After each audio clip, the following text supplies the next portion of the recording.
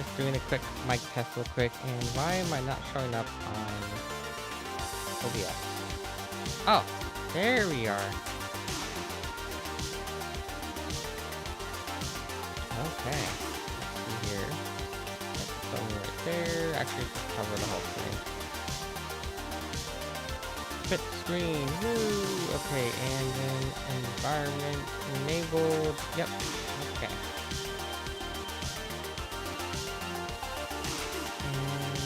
And maybe rotate a little bit. Okay.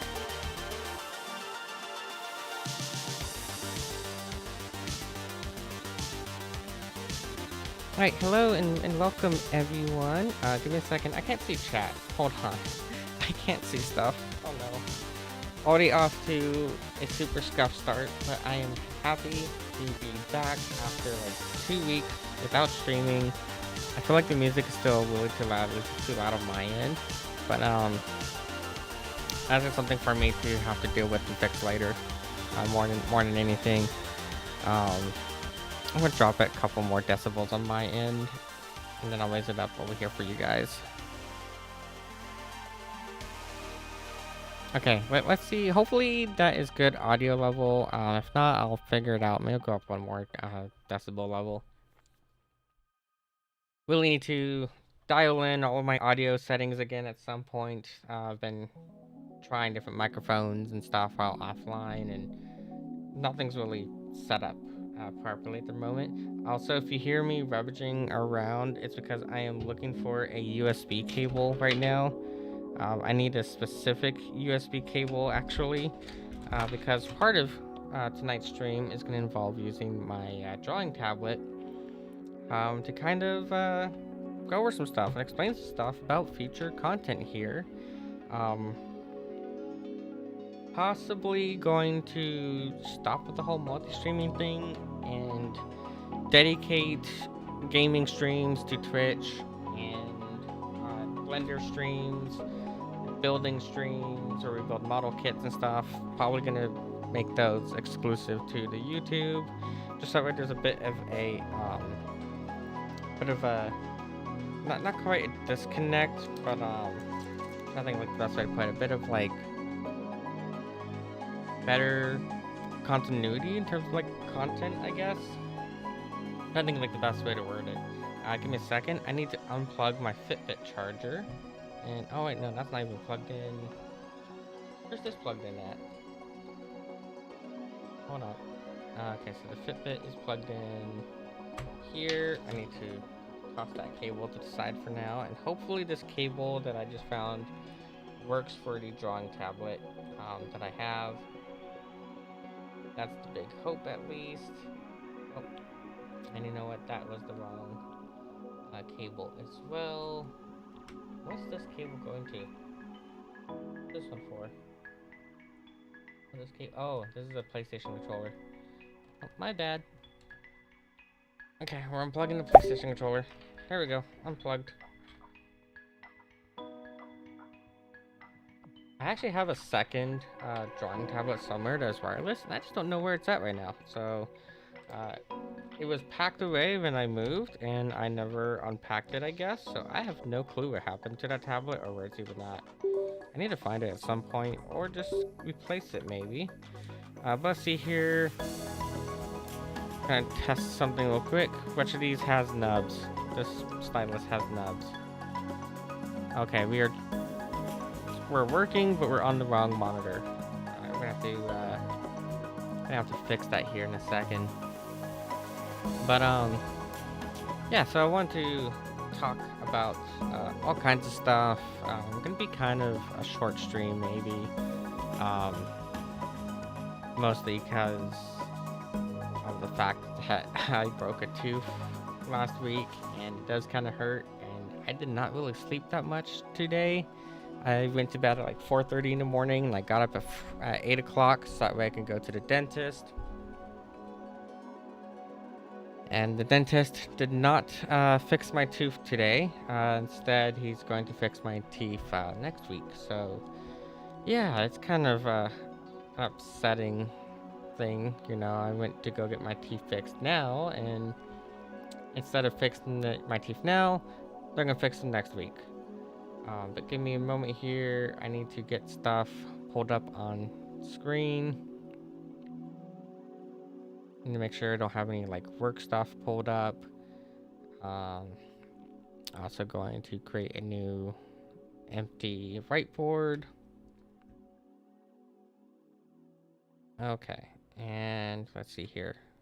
Move that there. And studio mode, display capture. Okay, that's capturing over there in that corner now. That's what I wanted to do. Then I just need to move stuff around. Okay. Actually, here's a big question because Discord, or not Discord, OBS did have an update the other day. And so now the real question is, did the OBS update screw up all my plugins or not? So I'm about to find that out real quick. Let's see, I'm gonna put chat on that monitor. And let's see here, let's go to panel switcher. Don't need the input there. We do want Naruto in the corner. Okay. Yeah, so we can move over in a moment, I guess. Sorry, I'm still like trying to get everything set up for tonight because clearly was not prepared in any way. But and I can't even tell if the chat is working, to be honest.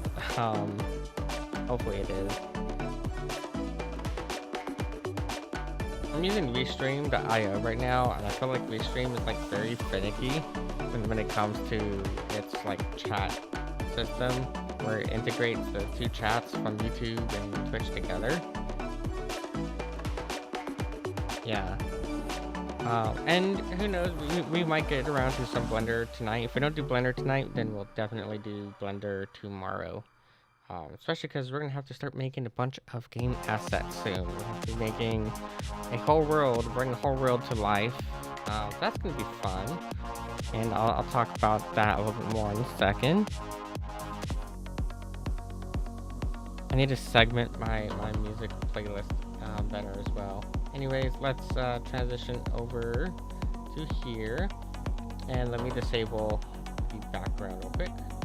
Go. Oh. Okay. Yes, I know, some like skyboxes may be wrong. Okay, whatever. Let's go ahead and shove this off to the side now.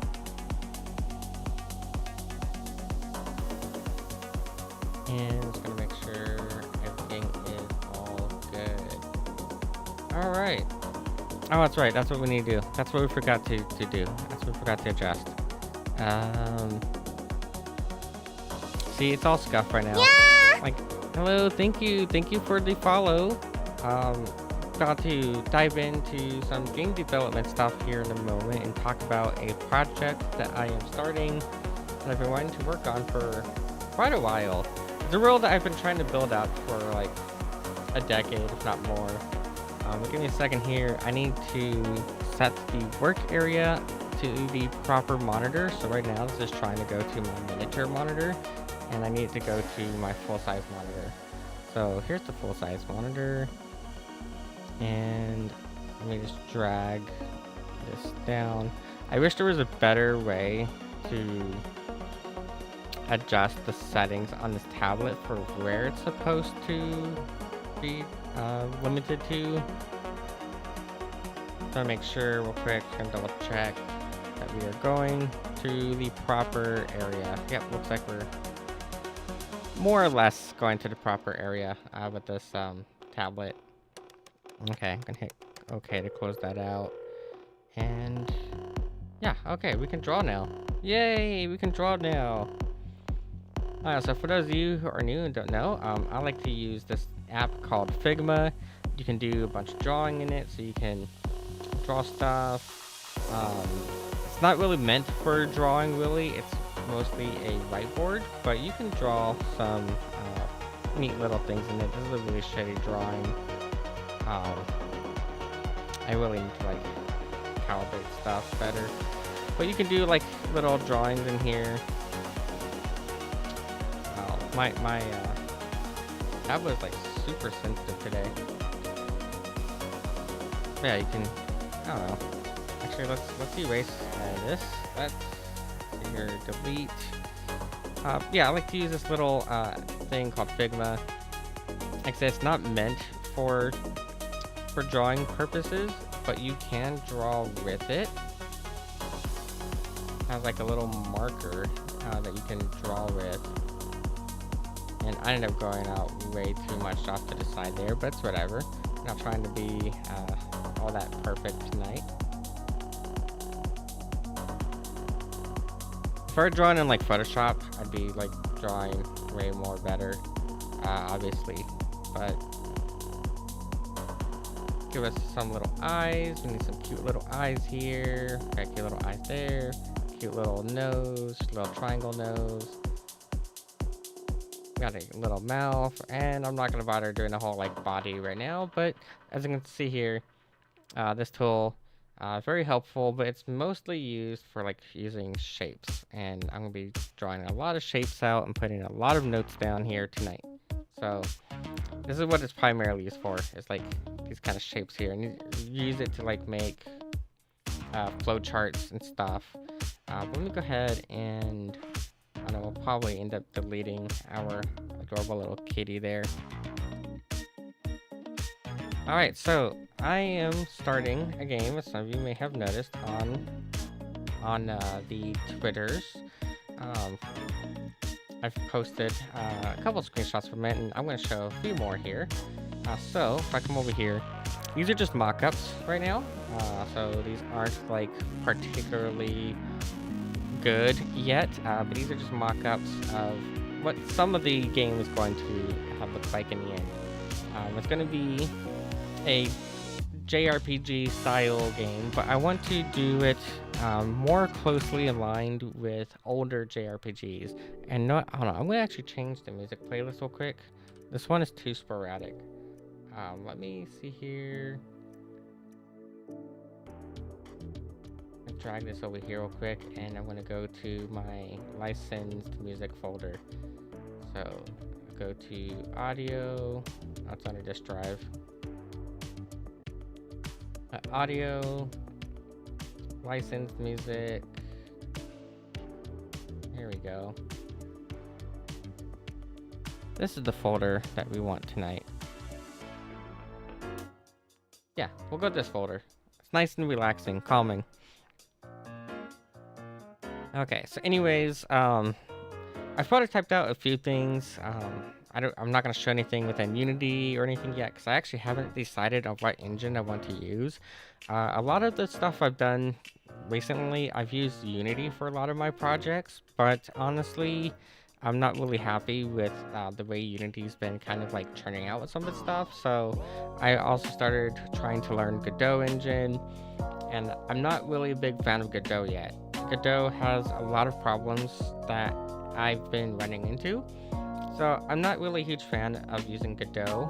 I'm probably going to end up using Unreal Engine 5, so we'll see how that goes. I haven't done anything with Unreal since Unreal 3. Unreal 3, I think, was the last time I did any development with Unreal. And that was development, game modding, all the works.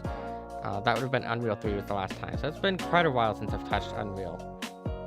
But I'm probably going to end up using Unreal Engine 5 just because I don't really feel comfortable on the principle with what Unity tried doing recently with their runtime fee. But let me go through some of these prototype screenshots. So first off, I have a bunch of controls here that I've been prototyping now, and I haven't quite settled on the actual like combat stuff yet. So some of the stuff is definitely going to change, but I'm building it. Going to be built for PC, but also with controllers in mind. I don't know if I'm going to be trying to port it to any consoles or not, but I kind of was sitting here when I was coming up with all this. I was like, what kind of gameplay do I want? And I think the easiest way to visualize the kind of gameplay and also to keep it simple, because I feel like a major issue when it comes to designing control schemes for games, uh, especially if they're going to be like multi-system, is when you're developing for PC, and PC is my main experience with game development. Um, it's easy to look at the keyboard and go, oh, a keyboard has 144 keys, if not more, depending on if you have like a 10 key list or a full-size keyboard, 70%, 80%, 90%, etc. Depending on your keyboard, you'll have at least over 100 keys to work with. And I feel like it's easy to get in a trap, especially when it comes to like RPGs, going, okay, well, we can have a hotbar here, then players can use numbers 1 through 0, right above where their hand's going to be, to do their different spells. You can use Q and E and R and F and G and all these other different buttons, and it's really easy to end up overcomplicating the control scheme by utilizing the keyboard. And then when you go to like port it to a system, to a console, you don't have enough keybinds because you built it for a computer first. On the other hand, though, if you build it for a console first, and this is a huge problem in games that I like to complain about constantly, is that when you have like something that's made for console first, and then you port it to PC, you also run into the problem of bad controls inversely. So I'm gonna have to put like a lot of thought and whatnot into getting the control scheme to like work both ways, controller and PC, and also accounting for different types of controllers, because this obviously here on screen is a DualShock 5 controller, which is PlayStation, but not every person who's playing a game on their computer uses a PlayStation controller. They might be using an Xbox controller, so I'm going to have to come up with control schemes for that too. But essentially, what I'm planning on doing here, and let me hide, I just realized I have a window up on here and it's like in the way. Let me hide the radio real quick. There we go.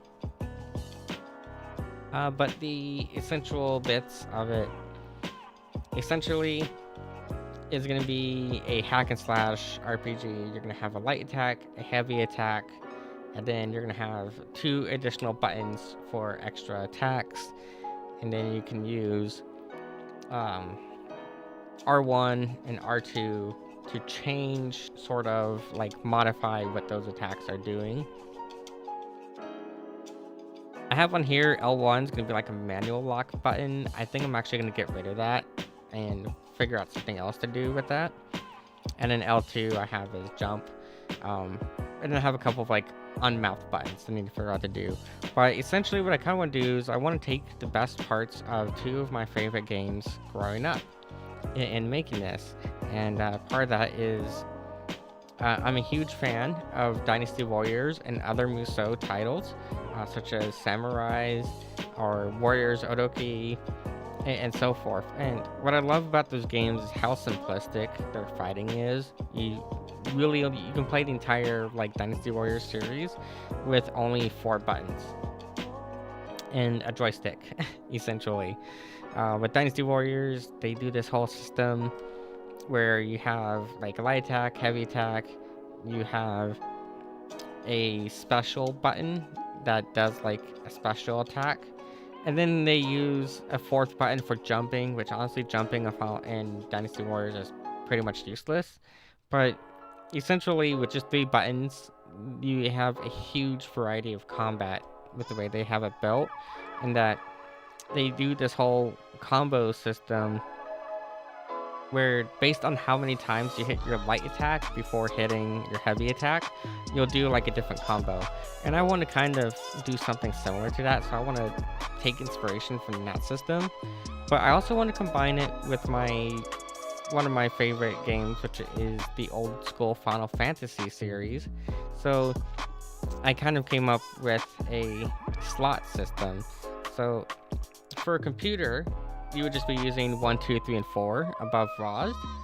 But for like using the controller, I had to think about like how am I going to handle that. And I think the best way is going to be using triangle and circle, or I guess X and Y depending on what controller you're using. And those will have a slot assigned to them, either slot 1 or slot 2. And then using like R2, holding that button down, will switch it to slots 3 and 4. So that way you can, during combat, quickly change what spell or item you're using based on that whole slot system. So hopefully that goes well, and just kind of like visualize that better. I did come up with a whole mock-up here. I haven't finished mocking up everything. I need to mock up a lot more of this. But you know, I started trying to like prototype out the UI a bit and how it'll look. So these are all pre-renders. These were rendered in Unity Engine. Like I said, I'm not sure if I'm going to use Unity or not, but these were rendered in Unity. And essentially, you'd be running around in third-person view, and you would be able to target an enemy.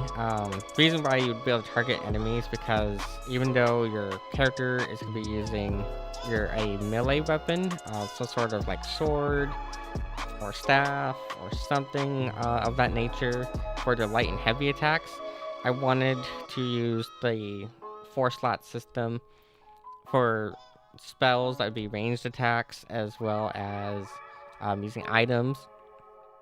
And so you would have this sort of like lock-on state based on distance. So the closer you are to an enemy, as long as you're within your field of view, you're going to lock onto them, and then you'll be able to use the triangle or circle to do an attack at them. And that's why I was thinking of doing the manual lock, but I think I'm actually going to maybe avoid the manual lock button. I'm not sure yet. I'm going to have to do a lot of testing once I actually get around to it. But I wanted to show kind of like how it's going to look, and I still need to finish prototyping out, you know, what's the menu when you hit pause, what's the pause menu going to look like and whatnot. And then yeah, and then I have this you know, mock-up here. We're walking around town again, very Final Fantasy inspired, very Final Fantasy inspired. I'm not going to deny that, but you know, like a typical RPG, you'd be able to walk around in a like a city. When you're not in a combat zone, when you're in a neutral zone or friendly zone, you'll be able to walk around the city and interact with NPCs. So as you walk up to them, you'll get a little cursor above them showing, hey, you're kind of like targeting, in a way, targeting this NPC. And by targeting the NPC, you can then like choose to talk with them, or maybe you'll have an option to like buy from them, buy or sell or something. I wanted to, you know, kind of go with that style of just walking around in the city and being able to talk to NPCs and use that same like targeting system of sorts to get a good handle on this is who you're talking to, this you're going to interact with. And also wanted to bring back something that I feel has been missing from a lot of more recent RPGs, and that is finding items on the ground. So I also did a mock-up here of finding an item on the ground. You know, as you're walking around, you might have something pop up and highlight, and then you can go interact with it, and maybe you'll pick up some flowers, maybe you'll pick up some sort of item of sorts. But I feel like that's something that's been missing from a lot of modern JRPGs. A lot of modern JRPGs, and this is a bit of a rant, but a lot of modern JRPGs focus on two things more than anything. And that is, they focus on the linear story, which I want to not have a super linear story. It will be linear, but it won't be railroady. I want to do the story in a way that you have different options for what you can do, and that you don't have to go straight to whatever place you're sent to on a quest. That you have more like freeform play in it, so you can explore. You don't have to be railroaded into the story, essentially. If you want to do grinding for hours, you can do grinding for hours and such. But the other thing that modern JRPGs focus on heavily is basically just combat, in which combat's great. And don't get me wrong, there's some that have some really interesting combat mechanics. Like, I think one I was playing the other day, I think it was Scarlet Nexus. That one has some really interesting mechanics centered around like telekinesis, and try to remember what the other character has. But Scarlet Nexus, it has two different characters you can play from, and both characters have their own unique abilities, one of which has telekinetic abilities, and I think that is really awesome how they did that. The problem with it is that you don't really get that much exploration with like items and stuff on the ground anymore. So there's a really big focus on the combat, really big focus on the story, and I kind of want to, have players be able to relax a bit and find stuff just by exploring. I want to bring back the exploration factor that a lot of the JRPGs that I grew up playing had. So that's something I am planning on bringing back. It's going to be exploring the map, finding different items on the map and whatnot. But let's talk a little bit about like what actually is Fairvale. So, clearly, talked a bit about how the gameplay is and all that, but I haven't actually mentioned like what exactly is it. So, the name of it is Fairvale. It's a name I came up with not too long ago, because I wanted a good name for what it should be. And originally it was going to be the name of a city in the world. It wasn't going to be the name of the world itself. It was going to be the name of a city. But I decided, rather than making this the name of the city, I'd make it the name of the world. And let me hydrate real quick. Grab some hydration.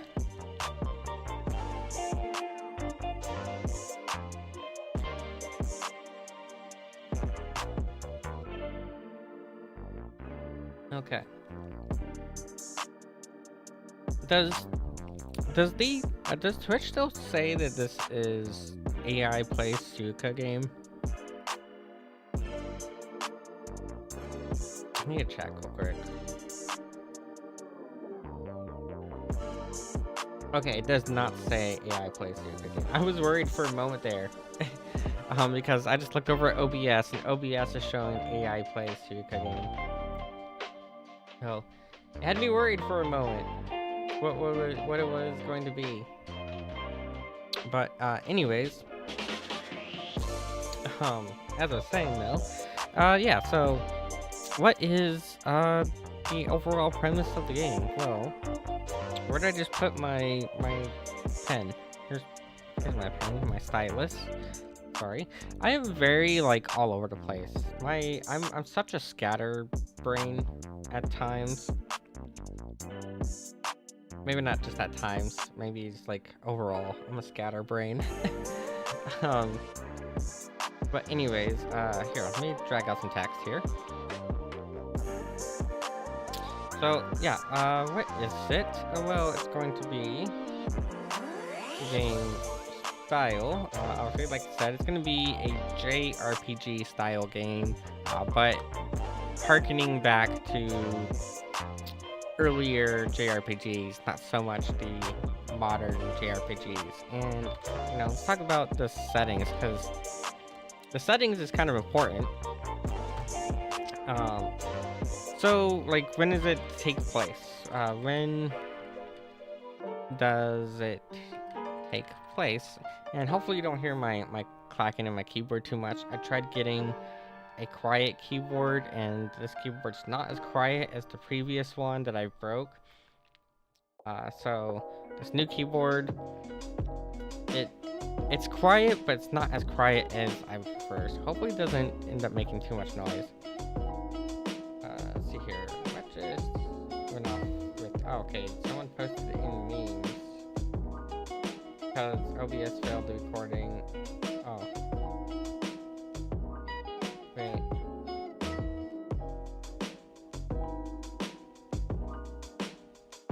We'll see what that says in a moment. Sorry. I get distracted super easily, and I apologize for that. Um,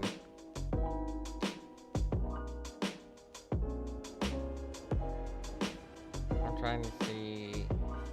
Oh, okay. Probably turn this off so we don't get copy strike. Okay.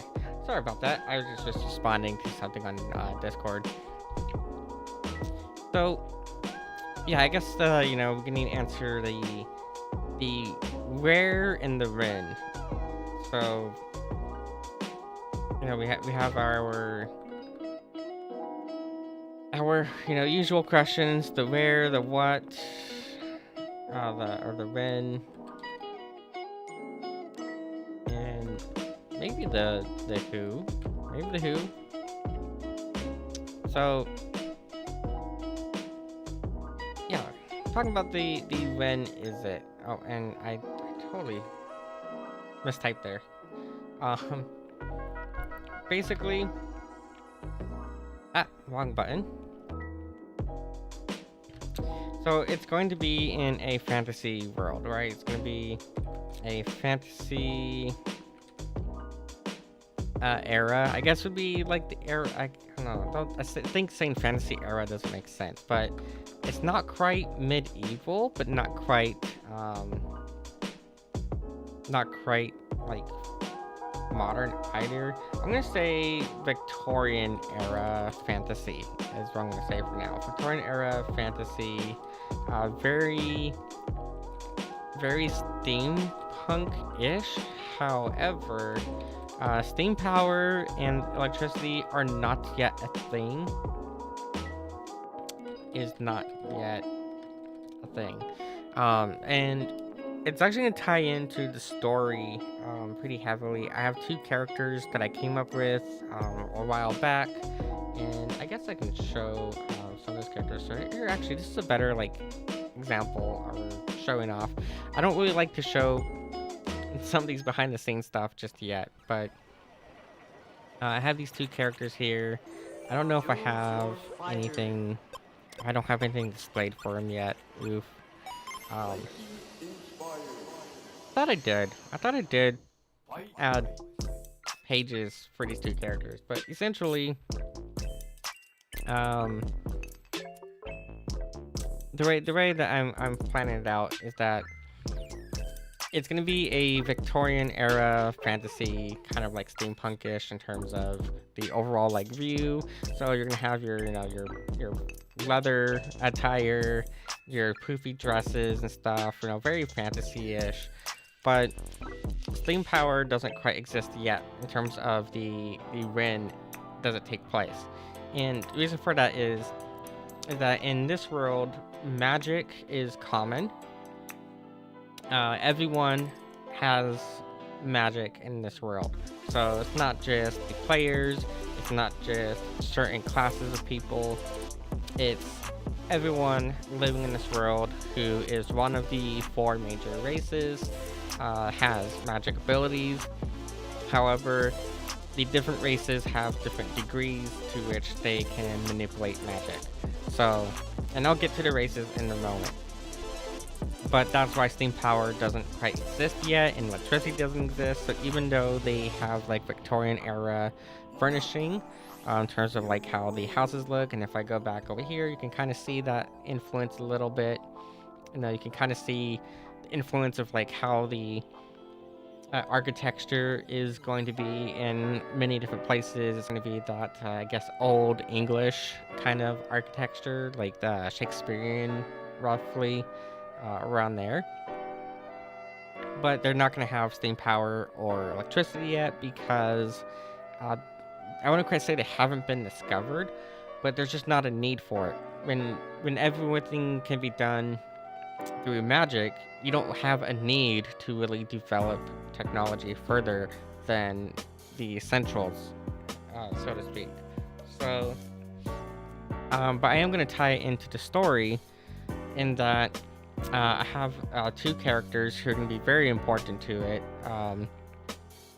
We're going to be given a quest to go to the capital city, and you're going to meet these two characters in this capital city, and they are researchers who are researching other forms of technology because there's been a problem in the world. Hello, hi, welcome, glad to see you. Because there's been a problem in the world that's been developing where some people are starting to be born without magic. And not only born without magic, but they kind of get like sick when they're around magic.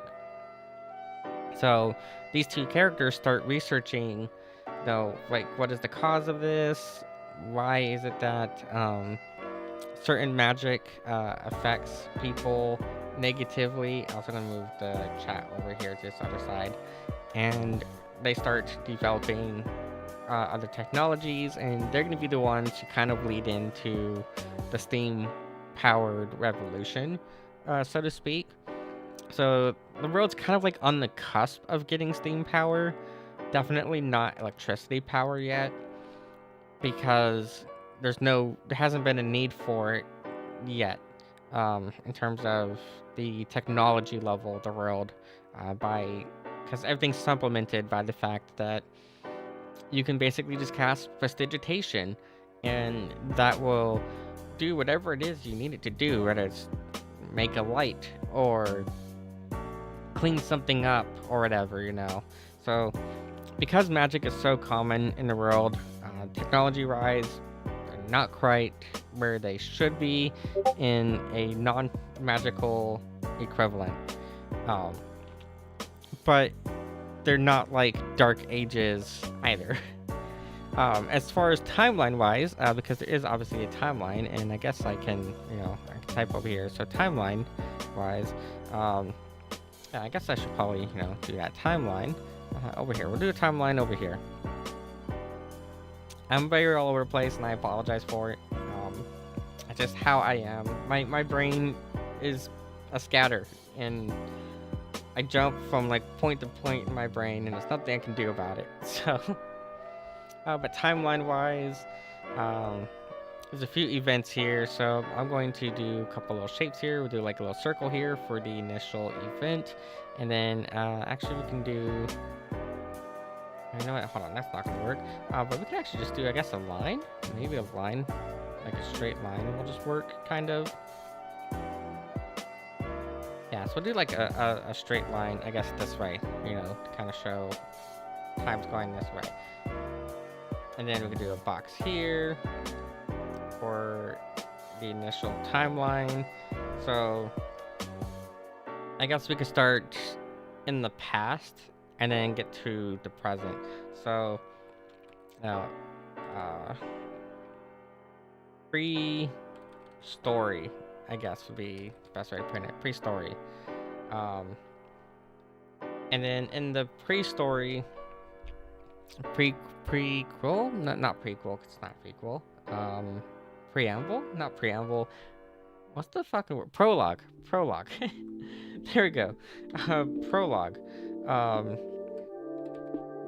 Yeah, so in the prologue, and I just realized you can't even see that on screen. I am so sorry. There we go. So in the prologue, basically 4 major races live more or less harmoniously. I wouldn't quite say completely harmoniously, but more or less harmoniously. And then, and we'll come back to that in a second. Then we'll do I guess do like a triangle or something. I don't know. We'll figure out. Maybe we'll just stick to squares. Then right here. Then as part of this, and this is all part of the prologue. So actually, let me just do this. complete that. So, with it being, part of the prologue here, um, hi Streamlabs. Glad to see the bot's working. Except I don't have the pet on stream anymore. The pet doesn't work no more. Because I don't remember how to even set up the pet, to be honest.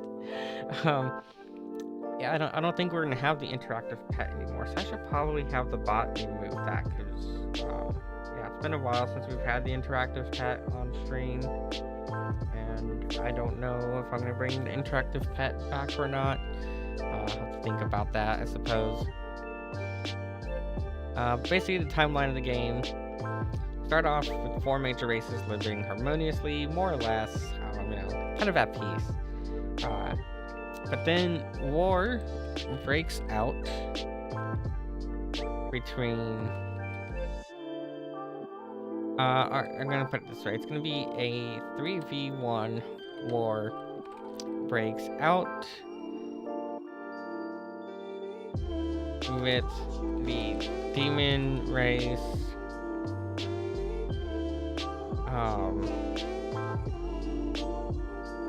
Or breaks out against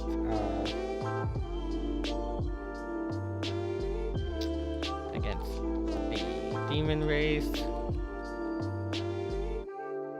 So, a 3v1 war essentially breaks out. And again, I'm going to talk about the different races here in a moment. But you have 4 major races, and the way those kind of break down, and I actually have them written down here. So we have these different races, different species here, and we have demons, and then we have humans, which are your basic bitches, and then we have Selkie, which are my equivalent of elves. I wouldn't quite say they are elves, but they're similar to elves. And then we have Beastkin, who are your Komodo Mimi race. And they have a bunch of subspecies. I'm not going to get into their subspecies right now.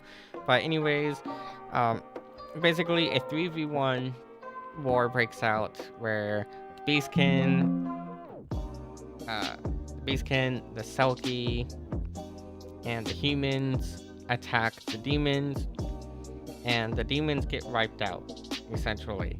So that brings us to this point here.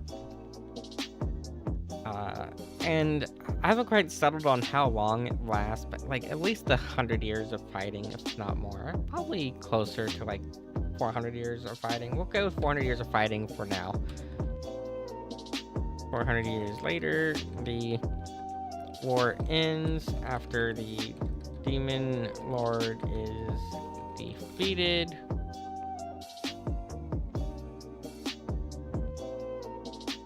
And then that is actually where the start of the game is going to take place. Actually, is the start of the game. Once we get around to it, and use a triangle here to kind of like show here. But at the start of it, it's going to be about 20-ish years after. 20-ish years later, the game starts. And this for us because I've always had kind of like a fascination with the idea of what happens after the Demon Lord is defeated, because we see there's tons of anime, dozens of anime, I would say, where it's such a common like anime trope. You have your fantasy anime, and it's such a common trope that you have your party, and your party is tasked with saving the world from the Demon Lord, and then they spend a whole season, sometimes 2 seasons, sometimes more seasons, on defeating the Demon Lord. They defeat them, and then it's like, okay, yay, everyone now lives happily ever after. But what happens after the fact? So that's something I've kind of like been on my mind for a while, and I must say there's an anime out right now called Frieren, which shows a after story to that, and I absolutely love it. However, Frieren is a lot less dark than my view of what happens after.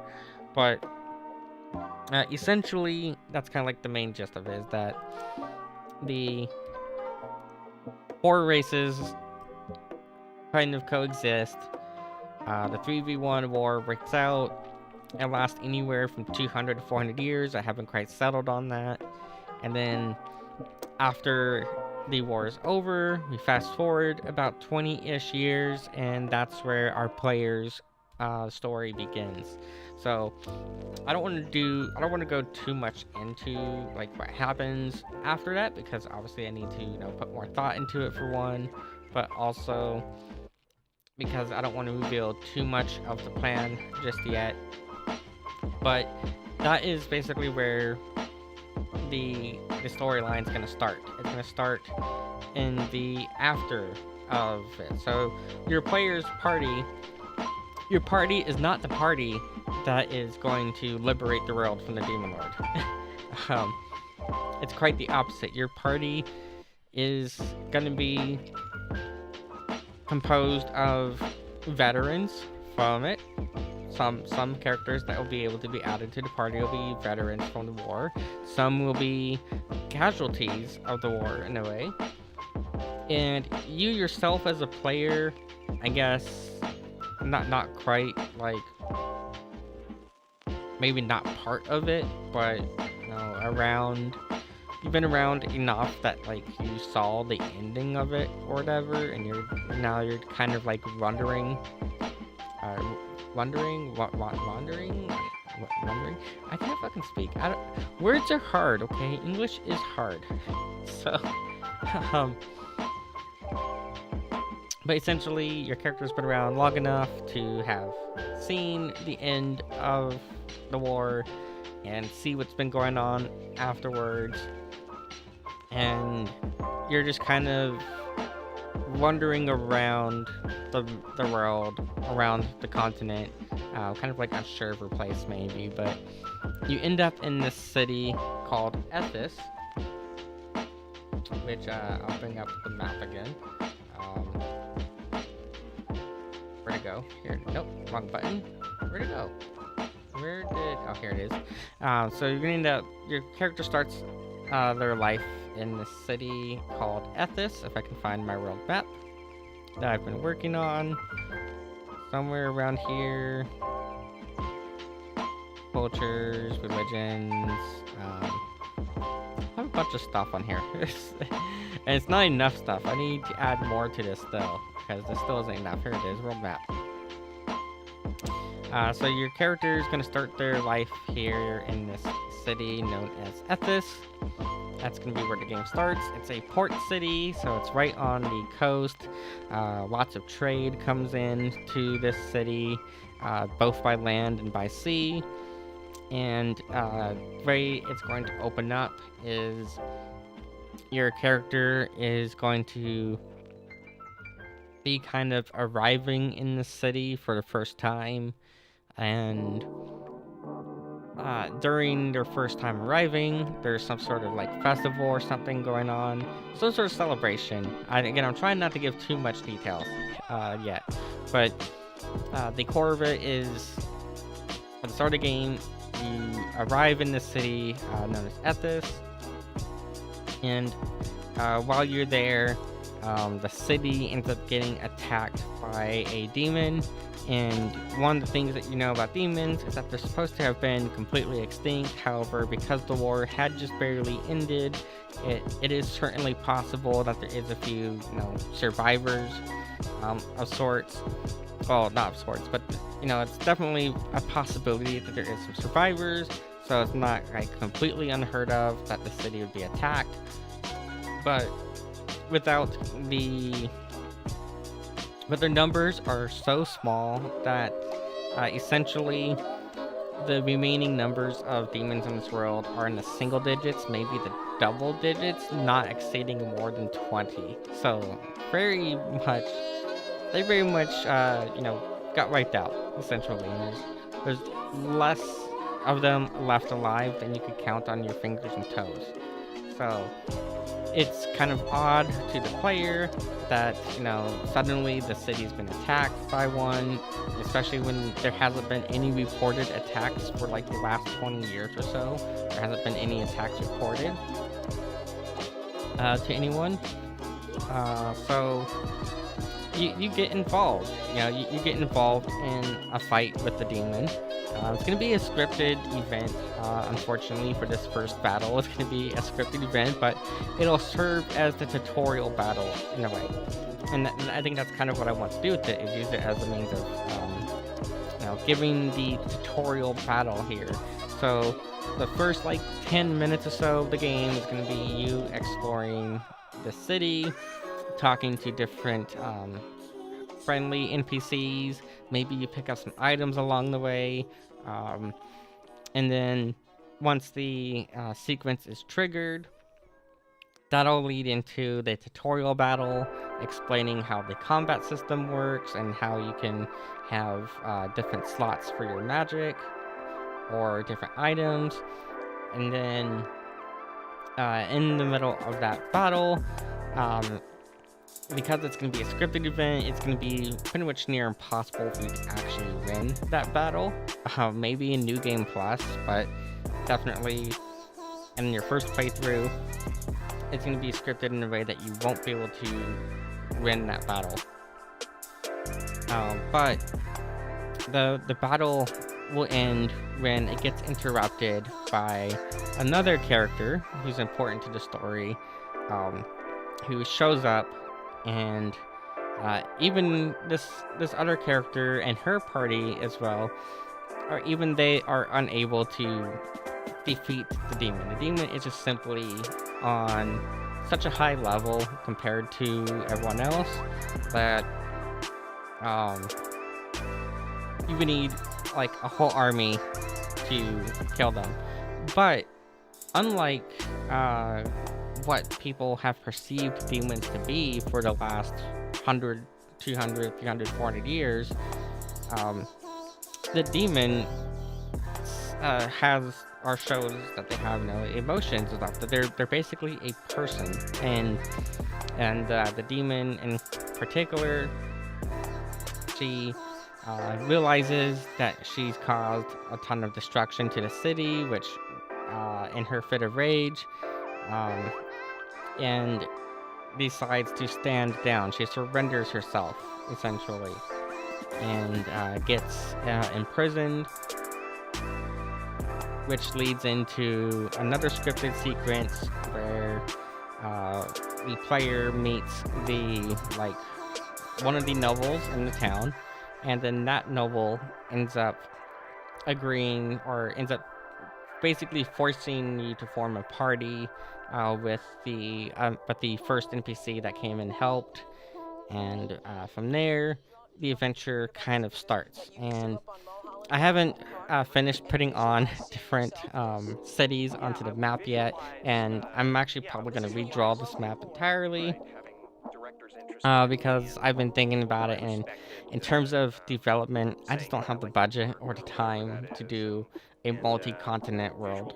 So as much as I wish I had the money and the time to do a multi-continent world for a video game, I don't. So I'm most definitely going to end up redrawing the map. But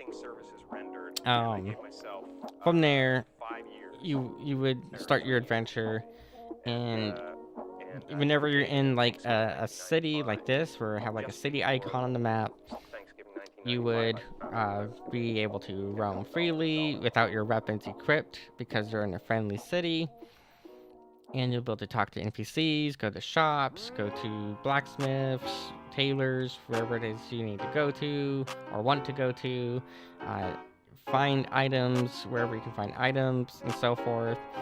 But then as you leave the city, and maybe what I should do actually is I should see here. I don't remember where I have this image saved. Yeah, I don't remember how this image saved, but I can't like draw on here. I think I can put labels down. I can't draw on like this screen directly. Yeah, I can add like this. So let's say here, you go over here.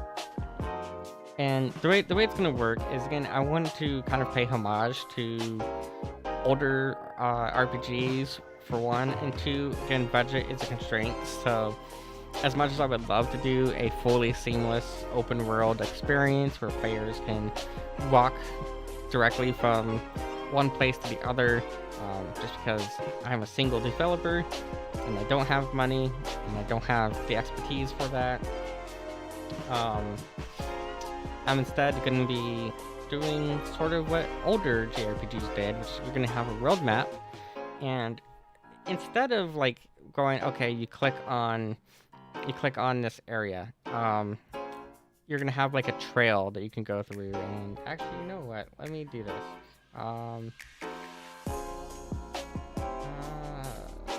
What window is it? One of these windows.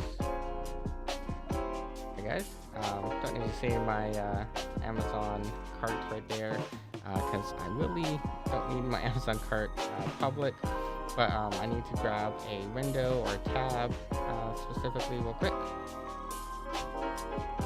That's right, I forgot I actually have this thing. This is Inkarnate. Inkarnate is a pretty useful tool if you want to draw maps for your D&D campaigns, or just like any sort of cartography in general. You can see here, you got a bunch of different like options you can start off with for your themes. You can do like battle maps, watercolor cities, a parchment world, a fantasy world, so forth.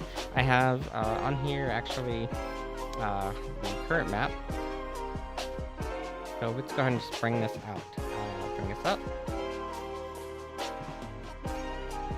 Come on, hurry up and load. And ignore the fact that I have 147 tabs open right now. Please ignore that. It's probably gonna keep it from loading because I have too many tabs open. Hopefully not. Hopefully it does. Okay, there it goes. Now it's loading. See, here we can actually draw now. Yay, we can draw now. So, let's say, yeah, we'll use a like little area here as an example. And I was going to find an object here real quick. So I want to, place down like a sticker or something to kind of symbolize where you might be attacking something. Open catalog, and I'm just going to find, I guess we'll just use like these swords, for example. So we'll put these swords right here, and just kind of use that to symbolize that that area there is, let me do that. Sorry, that one. I'm trying to use like Photoshop hotkeys and stuff, and that's not what you're supposed to do. You're not supposed to use Photoshop hotkeys. But anyways, let's say our player wanted to go here. Instead of clicking directly on where they want to go, I was thinking of doing this kind of like system here. We have like roads. You have like roads that go to wherever, and then there'll be a road that goes all the way down here. So we'll have this road that goes down here to like this city, and maybe I'll branch off and go to other cities. Not really the easiest visualization, but instead of simply clicking on that, you have like an icon on the map that will show where you're at. Let me grab like another icon here real quick, just kind of show what I have in mind for it. I don't think there's any icons of like a caravan or anything. Probably not. Yeah, I don't think there's any icons for like commerce and stuff, dragons and whatnot. So I'll have to find a different icon that works.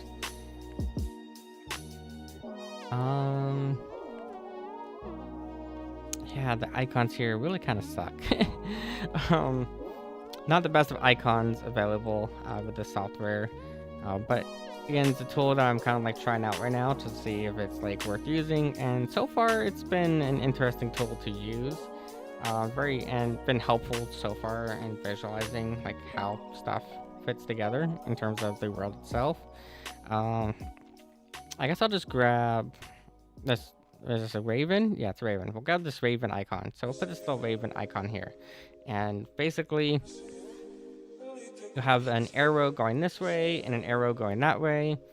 And when you want to go to this place, you'll click on the arrow, and then your player icon will travel down the road. And then when it gets to that area, then you'll be able to enter into the battle area, the combat area, or whatever.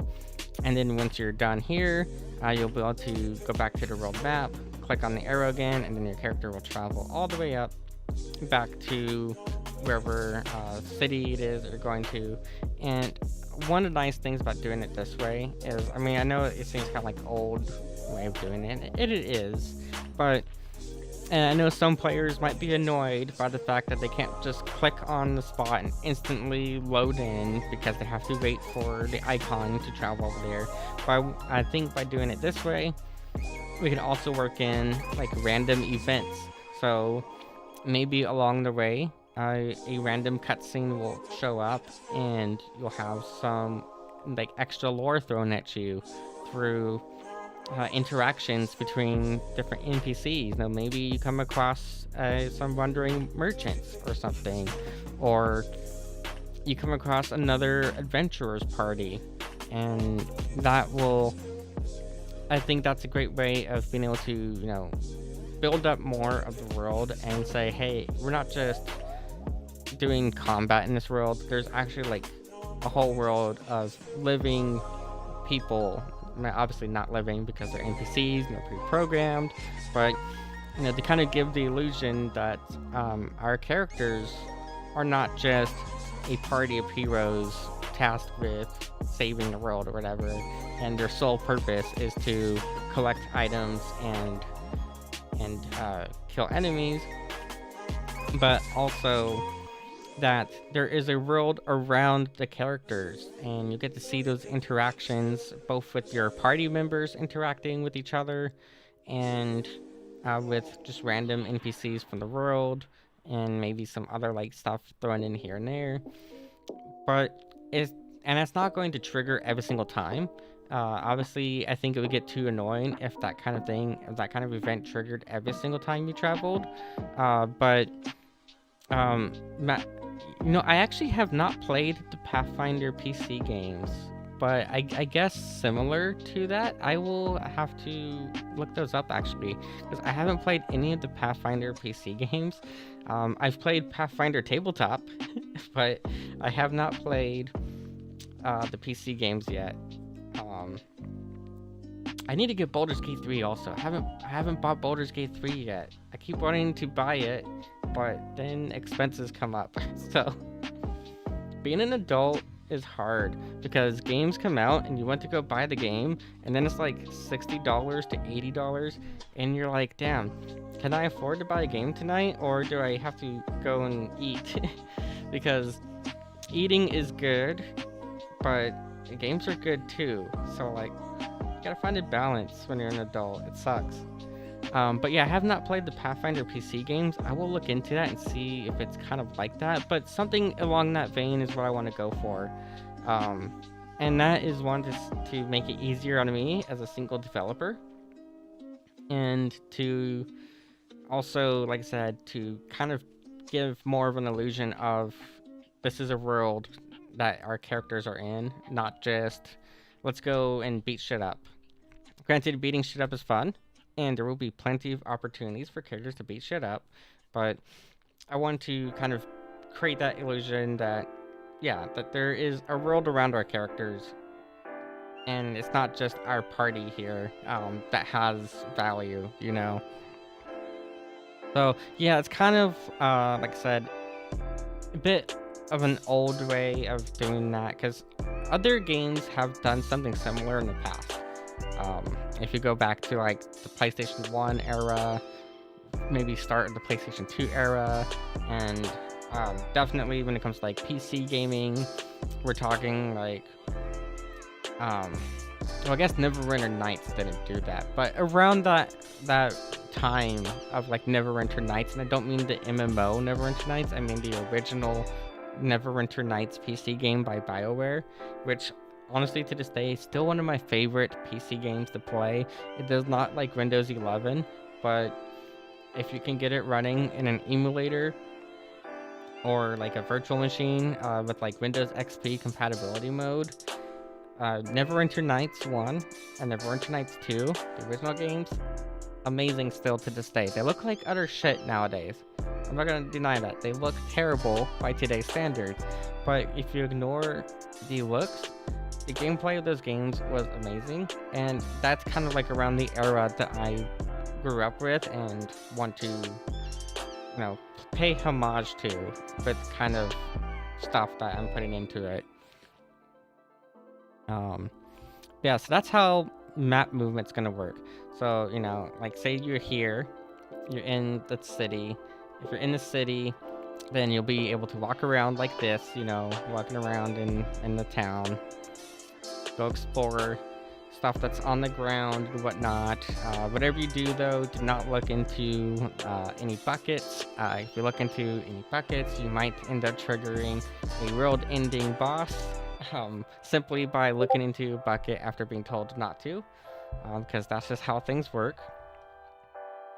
And then you travel to the Badlands, all the way over here to the Badlands, and then wrong screen. And then you end up with a combat zone where you're now walking around with your weapon out and in combat with various NPCs, and the NPCs will be a mix of both the other 3 races that are around, but also some monsters here and there. I don't want to be like super heavy monster wise, because I want to remind players that in this setting the Demon King's already been defeated, the Demon Lord's already defeated, and this is basically the aftermath of that Demon Lord war.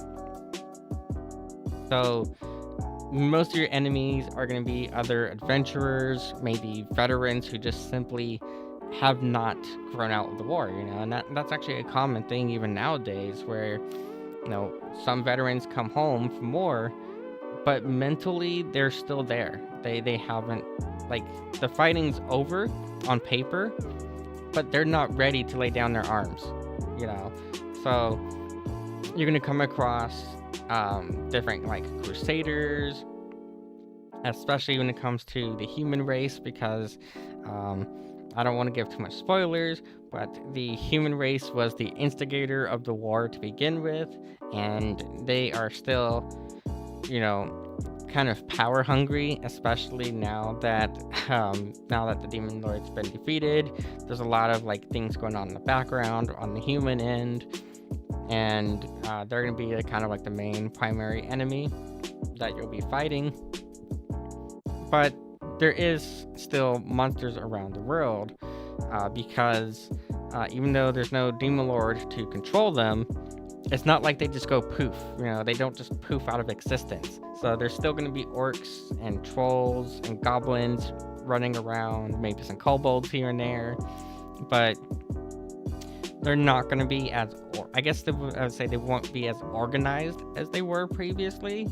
But yeah, like, just because the Demon Lord's now defeated, they don't just poof out of existence. So it'll be a mix between the two, depending on what location you go to on the map. Yeah, and like I said, so yeah, there's 4 races. I kind of like talked a little bit about them, but not all that heavily. I'll kind of explain like how magic works too, because magic works in 2 ways in this world that I created, that I've been writing up for many years. Magic works in 2 ways, and it's primarily based on the race that the player chooses. So let me pull up campfire again. Where to go? Campfire? Here's campfire. Campfire is amazing if you like to write a bunch of stuff. Let me scroll down, So for 3 magical races, I would say, you have your Komodo Mimi race, the Beastkin, as I call them, and you have your Selkie race, which is basically the elves, except they came originally from the sea. In fact, many of them still live at sea. They're your sea traders, so if the player ever ends up on a boat, there's like a 90% chance the boat is helmed by a crew of Selkie. They're very I'm trying to think like the word marine, I guess would be the word. Marine, naval. I don't really know the word. But they're basically elves from the sea, in a way. And then, obviously you have your demons. And for those 3 races, magic works the same. They don't need any sort of foci to cast magic. They can just cast magic at will without any sort of focus to channel their mana through. They can just openly cast magic as it is. However, they can also use human magic, which works differently. And human magic, for humans, works based on having a crystal focus. So humans will have like crystals throughout their cities, and in fact all the cities are going to have crystals throughout them. But basically, in order for a human to cast magic, they have to have some sort of crystal on them, whether it's in a staff or a wand or just held in their bare hand, but they have to channel their magic through these crystal foci, whatever the plural is. Sorry, I English sucks. Okay. I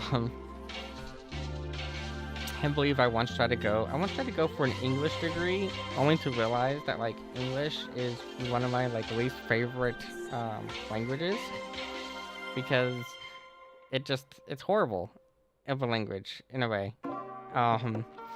But tangent aside, the humans have to use a crystal focus, and that allows them to do things like they can put a crystal on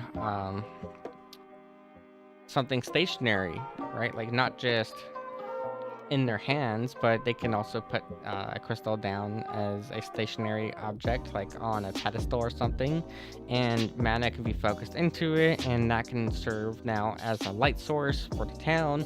So the 4 races all basically use the crystal magic at times when they want to, basically turn on like a street light. A street light would be done through a crystal focus, and so forth. But that's the only possible way for humans to use magic. Whereas the other 3 races, they can cast magic openly. So that's basically kind of how a rough breakdown of how I have it like written for this world, and that's also why the humans started the war in the first place, because the demons canonically were the strongest when it came to their innate ability to cast magic. They could cast it the fastest, cast it the strongest. They've lived for thousands of years, and so they're like the biggest threat to the weakest link in a way, and that's why the war was started and it got wiped out. And also why at the very beginning of the game, your tutorial battle is going to be fighting one who is near impossible for you to kill during the tutorial battle, because they're just that like strong, So what was I going on about? I forgot what I was going on about. Yeah, that's basically the four major races. You have your humans, you have your elves at sea, you have your Kimono Mimi race, and then you have the demon race, who's basically non-existent, as I have written here. There's less than 20 remain alive overall because they basically got their asses handed to them pretty badly over the course of 400 years.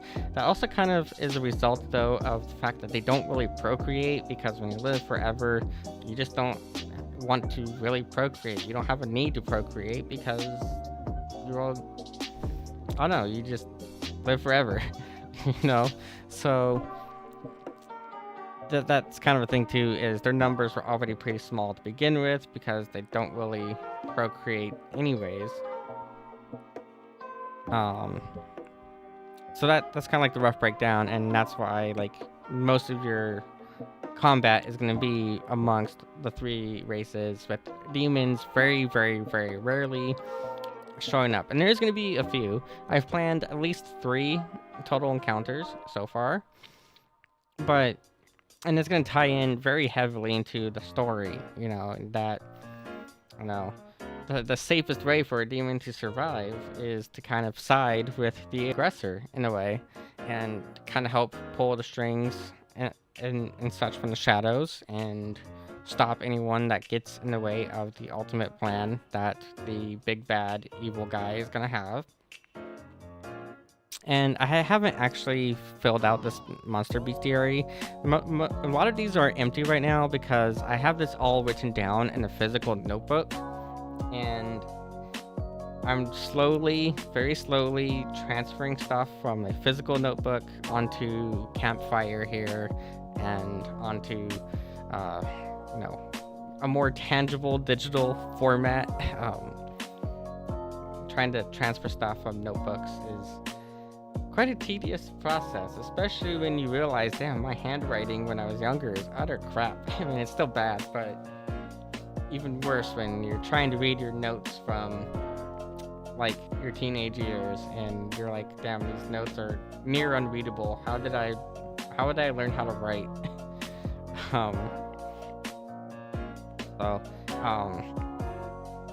What was I saying? Yeah, so basically that's how it works. And then I have here too, like, you know, articles on here about how the different magic works and clockwork technology. Oh, this one's empty. So this is again what I was saying. This is empty because I'm transferring it all from physical notebooks into this digital format here. So I haven't really finished. You know, transferring all of that over yet. Getting there though.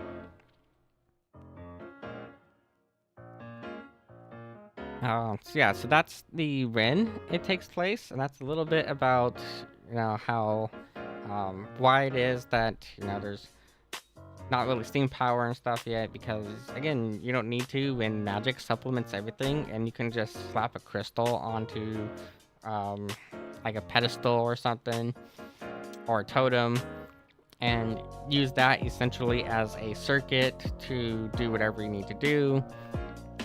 Obviously there's still like technology in the sense of, you know, smithing and carpentry. Carpentry is obviously a thing. Blacksmithing is a thing, because, you know, the best way to kill someone when they're out of mana is with a sword. So I think that is definitely a huge factor in things, and that, yeah, you know, you might have near limitless magic capability, but your magic is useless if I can just stab the fuck out of you. And you're not wearing armor, because as a mage, you're not really likely to wear armor, because as a mage, most of your combat is going to be mage on mage combat, and since everyone in the world is a mage, there hasn't really been a strong need for armor, at least not for a race like the demon race, who relied solely on their magical abilities.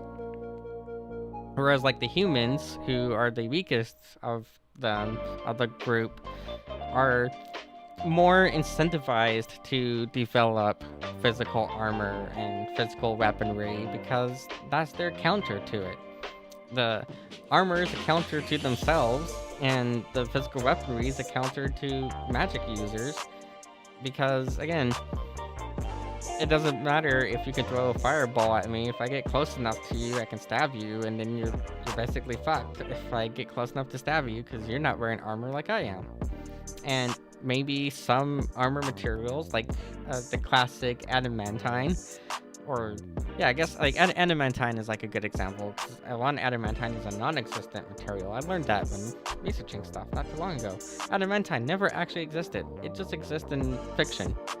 But something like adamantine or mithril might have a property that blocks or deflects mana. So there's that as well. So blacksmithing obviously is going to be a thing. Tailoring and carpentry is a thing, but not steam power, not electricity power, despite the visual appearance that might suggest so. The where, we kind of covered that. The who, we kind of covered that. Kind of covered, I think, all the basics so far. I said I'm still like prototyping out how the menus are gonna look because it's gonna take a lot of like effort to kind of figure out how different systems should interact. But I want to keep it, very homage to the early era that I grew up with. So I'm gonna try to keep it to like, a single menu here. Then you have to either use your mouse or your arrow keys to navigate through a menu, click on it, and then it'll be like, okay, I click on inventory, and then the menu will change from being whatever to showing your inventory, and then on the right hand side it'll show like the stats of whatever item that you have highlighted. So if you have like a greatsword highlighted on the right hand side here, it'll show the stats of that greatsword and whether or not it's a plus or minus to your current stats that you have for whatever's equipped. Or if you're highlighting over something like a peach cookie, which it says over here, it says peach cookie. If you highlight over a peach cookie, it'll give you a description saying eating this cookie will give you like plus 10 HP or whatever, But kind of like a food-based alternative to a HP potion, because maybe you don't have an alchemist nearby, but you can eat food, and so eating food will give you health points the same way a potion would. Which I guess is something that's kind of coming back. I think what Genshin does that. Genshin uses food nowadays, so that's sort of coming back as a thing. But the peach cookie specifically is a reference to one of my favorite JRPGs of all time. Yeah, it's a reference to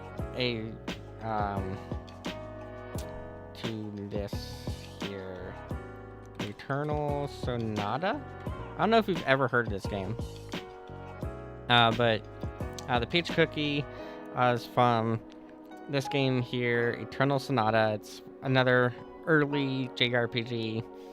And what I always remember about it was that, like, in Final Fantasy, you have your Phoenix Down. And the Phoenix Down, if it's in your inventory, when your character dies, the Phoenix Down revives the character. And then they're good as new. Maybe not at full health, but they're good as new because the Phoenix Down revived them. Well, in this game, Eternal Sonata, instead of it being a Phoenix Down, it was cookies. Different cookies did different things. So like some cookies would give you like plus 5,000 HP or something, or certain cookies would revive your character. And so that's kind of why that's in there, because again, I want to pay homage to a lot of these like older ones that I grew up with, and also I guess kind of same visual style in a way. Yeah. I wish I had like more mock-ups to show you all, but I haven't finished mocking up everything yet, and I'm trying not to reveal too much of the inner plan for it because I need to be able to have devlogs further on in the future, not just throw everything all out at once, and be able to have, future devlogs and talk about different concepts later on.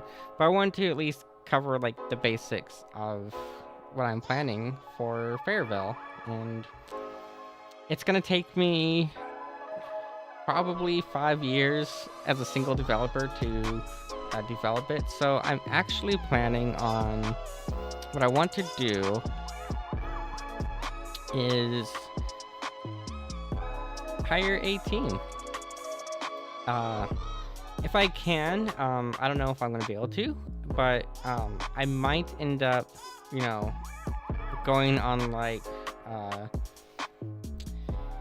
Kickstarter maybe at some point, once I have more mocked up, of course, because I don't want to like throw it all into Kickstarter yet. But once I have more mocked up, more solid stuff written down, and more stuff added to the digital notes out of my notebook, I want to try to hire a team, and that's because I know for sure I can't do it all on my own. If I do, it's going to take me a minimum of 5 years to do it all on my own. I know this because I used to work on games when I was younger. I worked on Quake-based total conversion mods. I did total conversion mods for Gold Source, which is Half-Life. Not Half-Life 2, but like original Half-Life. I did a lot back in like that time. It was Quake, it was Half-Life. I did mods for Unreal Tournament, and I don't mean like modern Unreal, I'm talking like UT 99, UT 2004, I don't know, around there. And I worked on, I think, 3 or 4 open source first-person shooters around that time as well. And there was a point where, I think it was around 2010, around 2012, I had started trying to develop games with some friends I met online, and we had some projects going on. That eventually fell apart. Around 2012-ish, that fell apart, where we had a team put together, and I ended up taking on too many roles than I could realistically have done. I was trying to do the music, I was trying to do the UI design, I was trying to do the 3D modeling, I was the lead programmer of it all, and I was even trying to do the marketing and everything. I was doing everything all at once, all on my own, because other people weren't putting in enough to like make the project reality that we wanted to make it. And I learned very quickly that trying to do everything all at once or all on my own is way too much for me to handle. So even though I could, it would take me like 5 years to do it all on my own. So at some point, if I can ever secure funding for it, whether it's through Kickstarter or Indiegogo or something else, what I want to do is I want to hire people. So I want to hire at least one I want to hire at least one writer to help write stuff. Even though I have the core of the story in my head and in my notes, I want to have someone that I can go, hey, I need some help. Can you write up maybe a side quest? Like, can you write up the questing? Like, here's personalities of these characters, and here's the overall like timeline, but can you help me write the individual like quest that the characters have to go on or something. So I want to be able to hire a writer, and also I need someone who's going to be much more Unreal / Unity dev. I need at least one person who knows Unreal a lot better than I do. I know Unity somewhat decently. Unity's not that hard, but like I mentioned towards the start stream, I'm considering going with Unreal Engine 5, and I don't know anything about Unreal Engine 5, so at some point I would like to find someone who's either just interested in helping, or if I have to pay him, find a way to pay him, but I want to find at least one, probably a few more people who know Unreal Engine very well that can help make this happen, because I definitely can't do it all on my own, even though I want to. I just don't know enough about Unreal 5. My last experience with Unreal Engine was Unreal Engine 3. I did not touch Unreal Engine 4. I have not touched Unreal Engine 5 yet, so I know nothing about what the current landscape of Unreal Engine is. And I definitely would like at least one more programmer to help with stuff. A concept artist is another one that I would like to, have someone that can probably commission a bunch. I'll probably find an artist on Twitter and just commission the hell out of them until they go, "What the fuck are you working on?" and let me just get involved or something. Because, I do a lot of 3D art in Blender, but sometimes, even though I do a lot of 3D art myself in Blender, without having a good reference to work off, I sometimes just end up getting lost and not knowing what it is I'm modeling anymore. So I want to be able to hire someone and go, "Hey, here is the architectural style. It's going to be kind of like Victorian era architecture.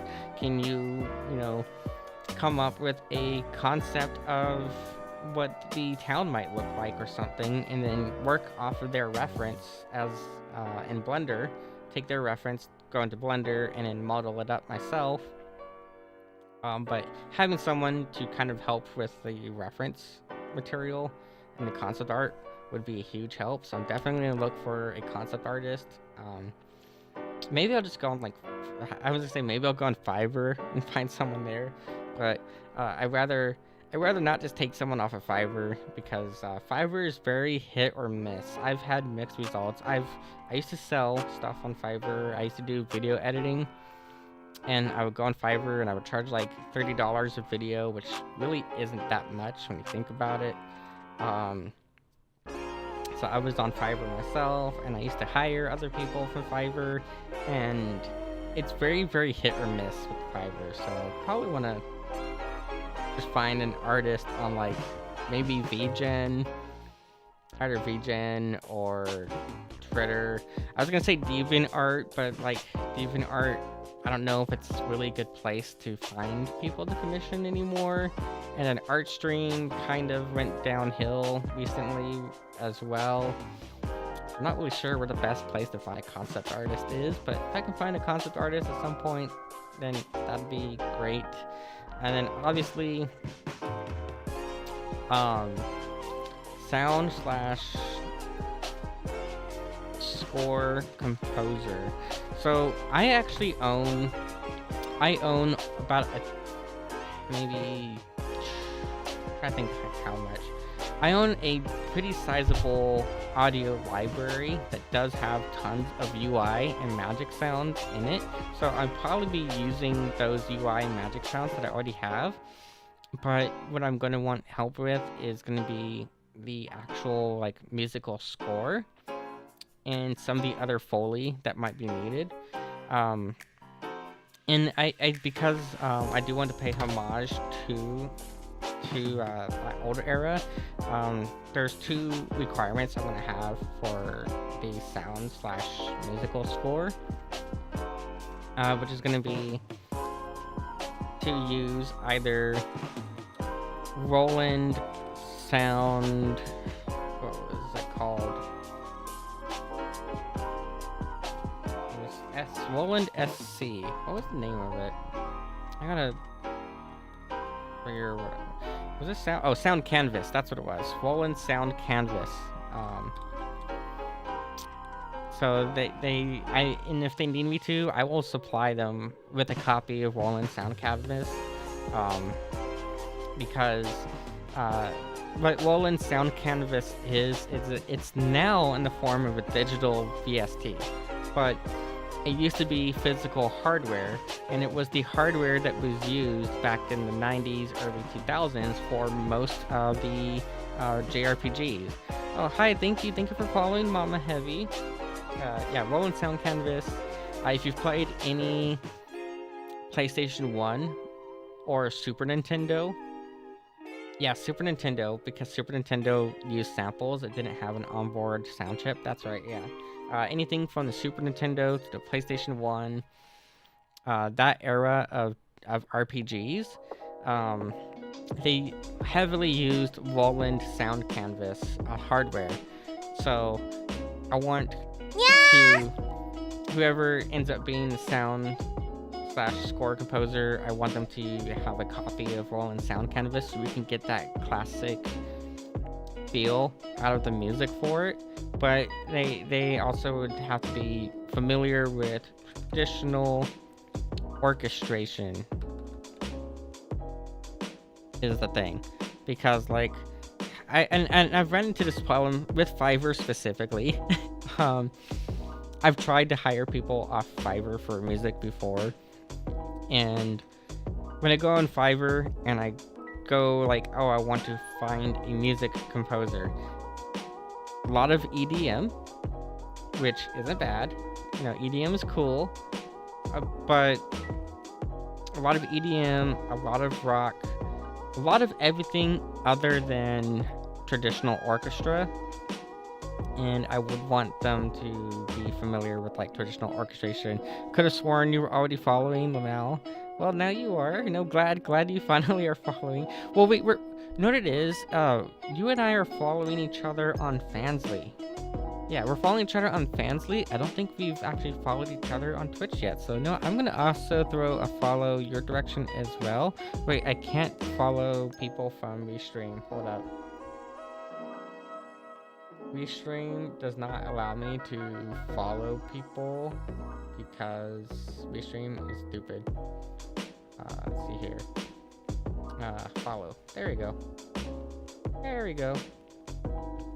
Yeah, so that's kind of like the requirements I'm gonna have for a sound slash score composer would just be that they use Roland Sound Canvas and that they know traditional orchestration rather than, you know, coming in with a mindset of let's add a rock to the sound score. I want to have that whimsical feel that the JRPGs of my era had, and it's not gonna have that feel if they're bringing in like rock or something to the table rather than coming in with the mindset of symphony and orchestra, you know. So yeah, at some point, I would like to hire a team. Like I said, I'll probably maybe go onto Indiegogo or Kickstarter and find help. Probably gonna reach out to a bunch of other VTubers as well and ask other VTubers if they want to help, because if I can have people help come up with the concept art or that know Unity or Unreal really well, or that can help with the writing too. Because the writing, again, I have this whole like overarching story in my mind, but just because I have the overarching story in my mind doesn't mean I have all the little side quests and dialogues between NPCs and stuff in my head yet. And I'm gonna want someone to help with writing that stuff. What else would be like a needed role? I'm trying to think like what else would be a needed role, because I'm going to be doing the majority of the 3D art myself, because that's what I do. I do Blender stuff. Most of my streams are Blender and nothing other than Blender, or we do like a model kit building, or we do some 3D printing, but overall my content is very heavily centered around 3D art. So I'm going to be doing a lot of the 3D art myself, but definitely again, need concept artists to kind of help me with the frame of reference for stuff at times. And you know, maybe a UI artist. UI artist would be like a good. If I can find someone that knows how to do like really good UIs, then that'd be nice as well. So yeah, this is all just assuming that I can somehow hire a team. Otherwise, I'm gonna be doing it all on my own, and that'll be a minimum of like 5 years. And I would like to try to do it in less than 5 years if possible. We'll see though. We'll see. But yeah, I don't know. can't think of any other like roles that would really be needed. Obviously, a few more 3D modelers would help to get stuff done faster.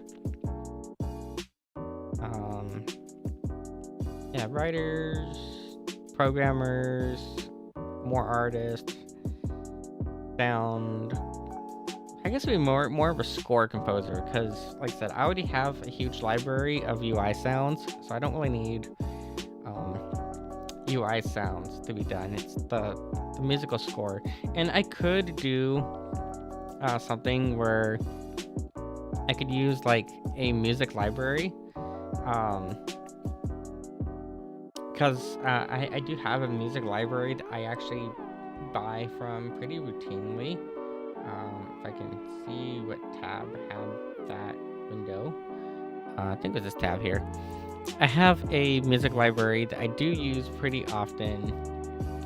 This is Nash.jp. It is a Japanese music library, and they have tons of really great material for music.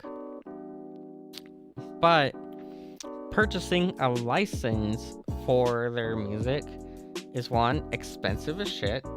It's very expensive to purchase licenses for their music that's on this library, and also because it's from a music library, it's canned music, it's not unique, and I want to be able to have music that's more unique to the project rather than relying on pre-made stuff that anyone can go purchase and then use. So that's also like a thing too. Like maybe for like the tech demos and stuff, we'll use something from here for like the tech demos in the future, or for like some of the pre-rendered cinematics to get y'all happy and excited about the project. I'll use something from here, but ultimately I would prefer to have something more unique rather than canned. And like I said, it's really expensive here. It is, as you can see here, it is $22 per track to be able to download the track. And that's, granted, that is cheaper than other places. That is cheaper than some other places, but it's still a lot of money to be spending $22 per song to build up a sound score for a game. And I don't want to have to deal with that, really, if I can avoid it. So yeah, there's that. I need to hydrate again. My voice is getting like really dried out right now.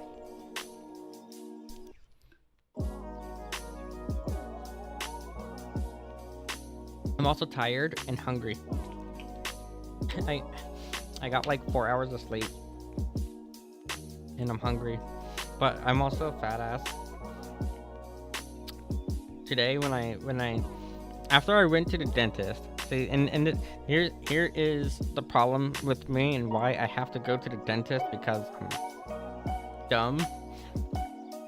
But I went to the dentist, and the dentist I went to go see is located immediately next to the grocery store. And so after my dentist appointment, I walked right next door to the grocery store, and I bought myself some food for the night. But as I was in the checkout aisle, as I was checking out with everything, I spotted out of the corner of my eye they had Krispy Kreme donuts there. And so I bought a dozen of Krispy Kreme donuts. And then I got home, and immediately after getting home, I ate 4 of the donuts then and there. And it's like, no wonder I'm putting on weight, and no wonder my teeth are getting bad, because I do stuff like this where I'll be shopping and I'm like, oh, that looks tasty, and then I buy it, and then I eat it, and then I wonder why I'm putting on weight and my teeth are going bad, because it's just an impulse buy. And it's an impulse buy of snacks and food that is bad for you. But like, It was good though, so it was worth it for breakfast, sort of. Like yeah, like it was worth it, but at the same time, like damn, no wonder I'm putting on the weight, and no wonder I'm going to the dentist now next week. So yeah, yeah, I think we covered a lot. This here, I didn't really like write stuff down because again, most of it's in my mind, and I don't want to bore y'all with the clicky clacking of the keyboard. But we covered a lot, and I'm proud to show off these pre-renders that I've been working on. I might redo this pre-render at some point. I don't really like the pose that this has, but this was mainly just to kind of show off, how the system will work. I need to redo the UI anyways though, because I just realized, I didn't leave any room for party members to have indicators of what their MP and HP is. So I need to figure out a way to add party member indicators. And the maximum party size will be 4. It will not be a multiplayer game. Maybe co-op multiplayer, but most likely not. Just because, trying to develop something on a scale already is hard, and then trying to add multiplayer in any form to something of this scale is just going to further complicate things, because now you have to deal with netcode and balancing and planning for, how is this system that was designed for a single player, how does that system adapt to multiple players? Most likely it's going to be just a single player only game, but I want you to be able to have up to 3 party members that are going to be NPCs in your party. So I need to figure out a way to add indicators for having a couple party members with you. But yeah, I'm really proud of like how these turned out, especially like this one here, this mock-up here. Took a bit of effort to do, but it was, I think this already is a good start for the project and what I have planned for it and what I want to do with it. So yeah, I mean, this probably could have came out a little bit better, but I think we're onto something good so far, and I'm glad I have even this much to show off already. So it does, yes. It looks nice already. It could look nicer, and in the future, it will look nicer in the future. But I'm like I said, I'm proud that I have even this much to show off. That I'm putting in a lot of effort into this because it's something I've been wanting to do for a long time, and honestly, I probably could have done it already years ago, but I dropped out of game development because of issues I had with other people in game development at the time, and because of legal issues, which I'm not going to get into right now, but essentially I don't really make mods for video games anymore. I used to be really popular in the game modding space because I would make tools for modding games, and I would release those tools open source, and I had a whole like forum dedicated to game development. I think it was like I think the domain is like gamemodding.com or something. I don't remember what my domain name was, but I had a whole forum dedicated to game modding and helping people modify games, and that was great and all, until one day I had poked a bear. I poked the belly of a dragon, I would say, and that ended up shutting down everything, and I dropped out of game development then, and then I just haven't done anything with game development wise in like the last, how many years? I can't count. 2016, 4 plus 3, 7. Yeah, in the last 7 years, I have not, the last 6 years, I haven't done any game development or game modding because of that happening. So even though I probably could have like started this project long ago and been further along with it, I didn't have the motivation to, and I didn't have the patience for doing everything. But now I want to make my comeback. You know, I want to return to game development. I want to finally make the game that has been sitting on my mind since childhood a reality. So we're gonna make it happen. Obviously, it's not gonna happen overnight, but we're gonna make it happen. And yeah, I'm glad that I have this much already to show for it. I'm gonna have to work out some more of the systems and stuff, of course, but and I'm hoping that I will hydrate. I totally forgot that was a thing. I wish Restream would show me the redeems, like who redeemed what, because Restream does not show me anything. I need to figure out a better way of multi-streaming so that I can actually see redeems and stuff. What was I gonna say?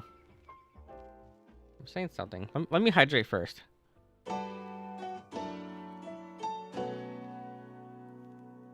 Oh. Yeah.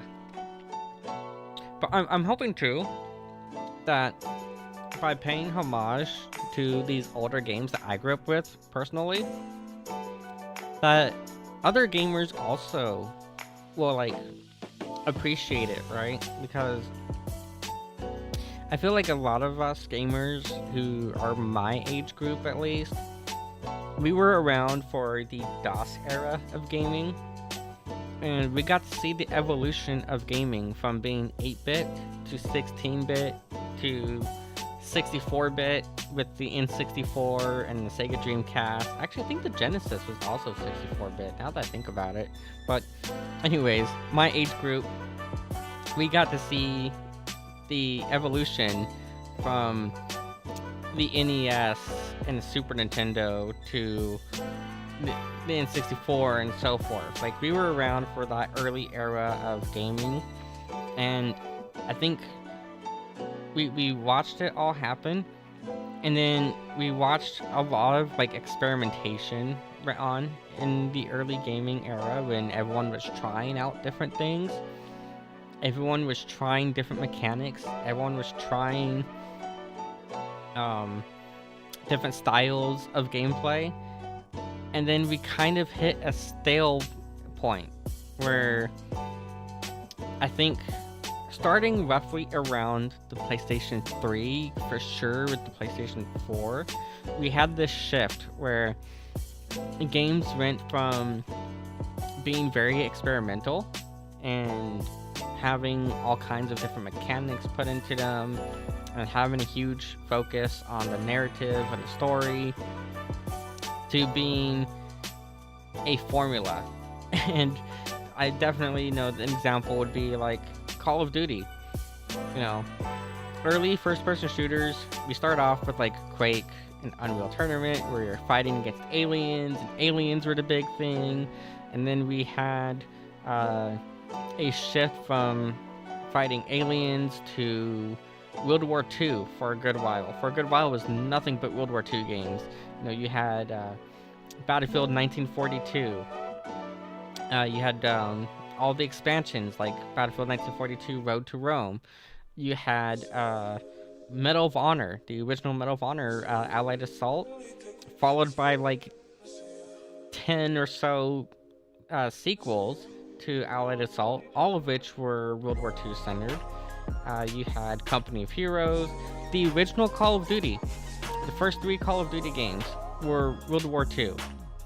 And that was like the formula that we were kind of like leaning to or towards. But those games still had really cool, unique mechanics and stuff that were like brought into them. And then, but that was mostly on the PC. I would say mostly on the PC, because on the console space, consoles didn't have internet access yet.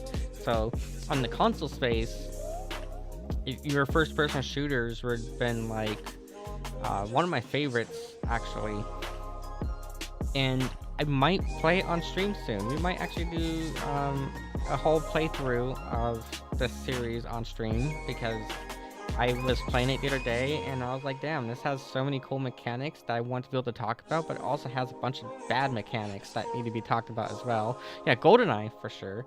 But like Metroid Prime. Metroid Prime and Metroid Prime 2, in my opinion, are some of the best first-person shooters for the fact that they have very interesting mechanics in them.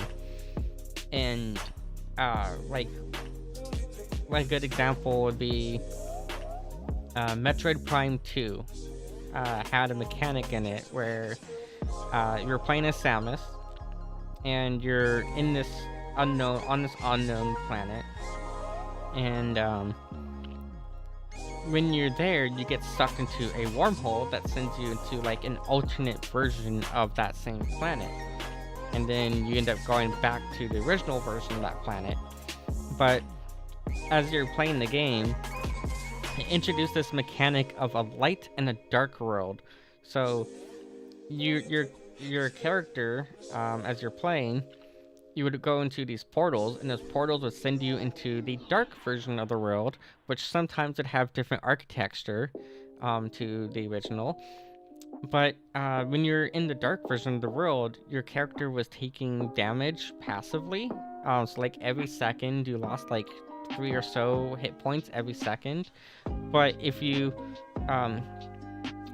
had these little spots on the map that you can go to that were like a safe zone. In those spots you would stop taking damage as long as they were well lit. As long as that area had a light, that area was an area where you wouldn't take any damage because you were in a lighted area. It was basically like a light in the shadow realm, essentially. And when you're in the shadow realm, if you're in a lighted area, you don't take damage. But if you're in a shadowy area, you take damage. And I thought that was such like a cool mechanic for a first-person shooter to make you have to balance between. Because you had this whole balance that you had to do of, you know, do I run out into the area and fight these monsters knowing I'm going to be taking a bunch of damage just from walking around, or do I bait those monsters into the lighted area where I'm going to be taking less damage? Like, that was such a cool mechanic to have in a first-person shooter. And some of the other like platforming mechanics that were in the Metroid Prime series were just really cool. You know, having to, I think it was the first Metroid Prime, yeah, the first one had invisible platforms at times. You had platforms that were invisible, but you had to jump on them in order to get to like another area, and eventually you unlocked a visor that lets you see them. But like, you had to figure out where they were in order to even unlock that visor in the first place for one of the for that part of the game. So like, we had really cool mechanics back then. But then PlayStation 3, PlayStation 4 came along and normalized the online multiplayer experience. And I think we fell into this trap of everything now had to be multiplayer. And it was now a single player bad. Multiplayer is our focus. And we stopped kind of experimenting with mechanics, I think. we fell into this die-hard formula of, this is the formula that works.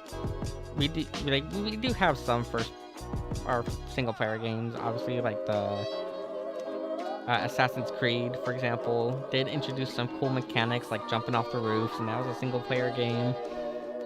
But overall, I feel like we are less experimental now with games than we used to be.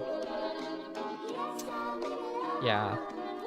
So I'm hoping by paying homage to a lot of those older titles, it'll get my age group excited, because it'll be like playing some of those older games, or playing an evolution of those older games that we grew up with, and going, hey, like, yeah, this is what we wanted back then, and we never got it because we did like a total 180 in a different direction overall. And like the JRPGs are bad for this, because JRPGs definitely went from having loot just everywhere to a linear story and focusing on the combat. But some do have cool mechanics. Like I said, Scarlet Nexus, really cool mechanic with the telekinetic abilities of the chick. I don't remember what the abilities of the dude was in that game. I don't remember what his abilities were, but the waifu of that series had like telekinetic abilities, and that was just kind of cool. But also not the first time telekinetic abilities have been done in a game, because there's a Final Fantasy game on the Wii that had really awesome telekinetic mechanics. But I don't know if I'm gonna be able to play that one on stream ever. I don't have a Wii anymore, so I guess I can use Dolphin, but I don't know. I'm like on the fence about emulating any sort of Nintendo game, because Nintendo is like notorious for cease and desist if it's like an emulated title. So there's a bunch of like old Nintendo games I want to play, but then I'm like, Nintendo, don't sue me, please. Whereas like a PlayStation 1 game or a PlayStation 2 game, I would feel safer emulating on stream. Yeah, I'll put some thought into that. Anyways, it is 9 p.m. and I'm running on like 4 hours of sleep, and I need to eat, so I'm going to call it here for the night. Normally, I would go on until midnight. I normally would do like a 5-hour stream instead of a 2-hour stream. But I'm tired. I'm hungry. My tooth still hurts. So, yeah, we'll call it here for now. But I'm going to be reaching out to other VTubers and see if I can get other VTubers interested in helping.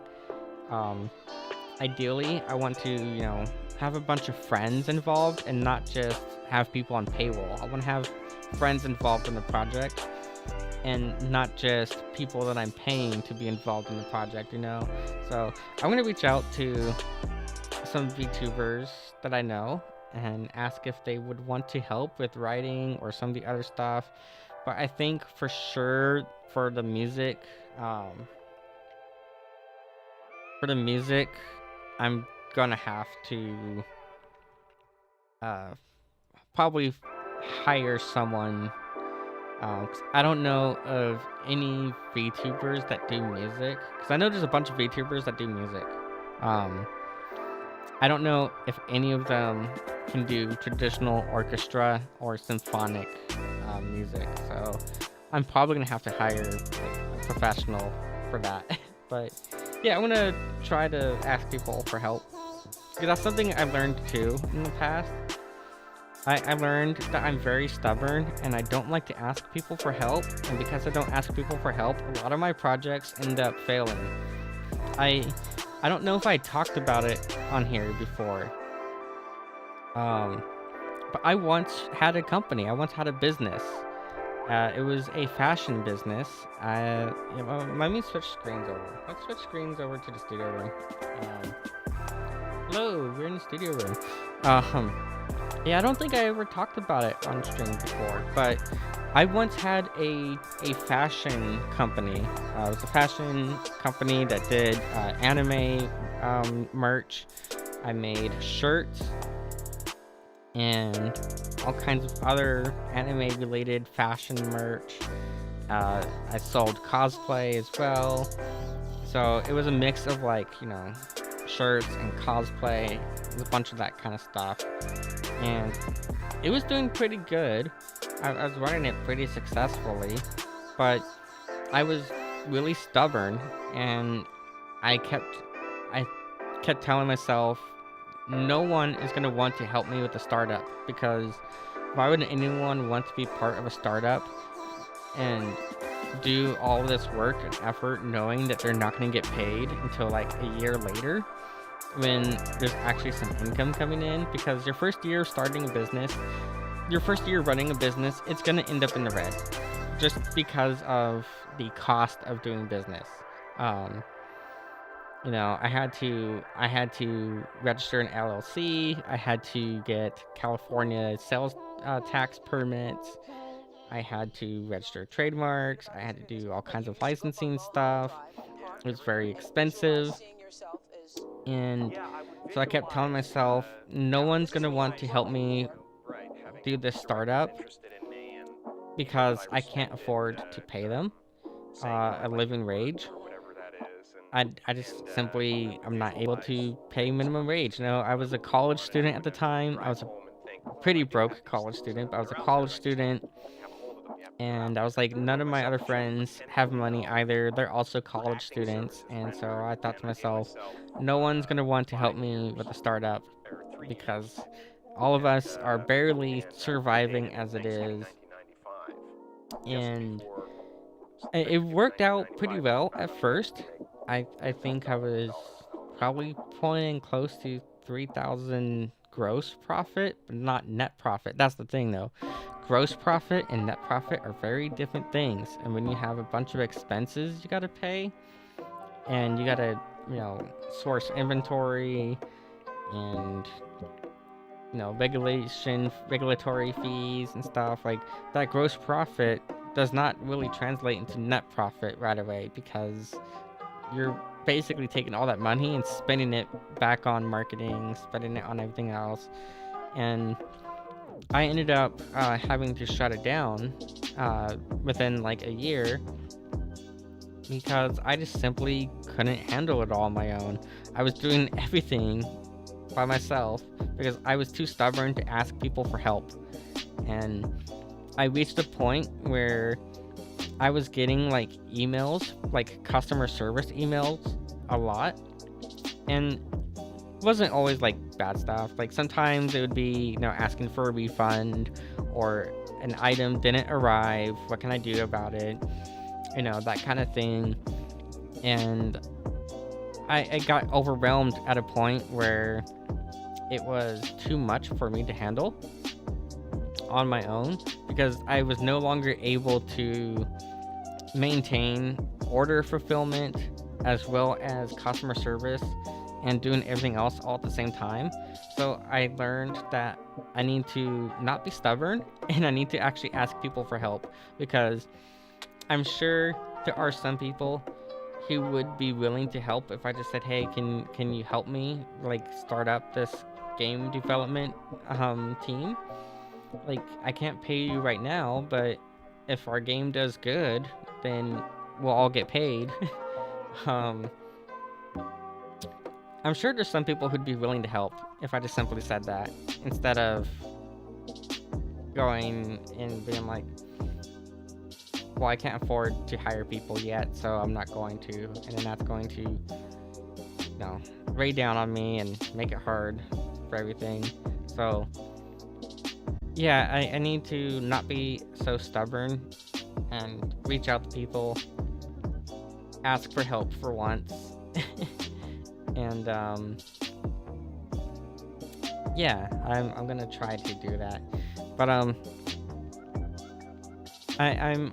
tired, I'm hungry, so I'm gonna call it here for tonight. Thank you all. I'm gonna be back tomorrow. I know I said we're gonna do some Blender stuff tonight. I apologize, we did no Blender stuff tonight, but we will do Blender stuff tomorrow. Yeah, we'll do Blender stuff tomorrow, and maybe we'll start working on some of the like weapon props or something. We'll figure it out. I'll figure it out, but we'll do Blender stuff tomorrow. I'm going to get some dinner and try to get some sleep, and I will see you all tomorrow. Have a wonderful night, and thank you for being here.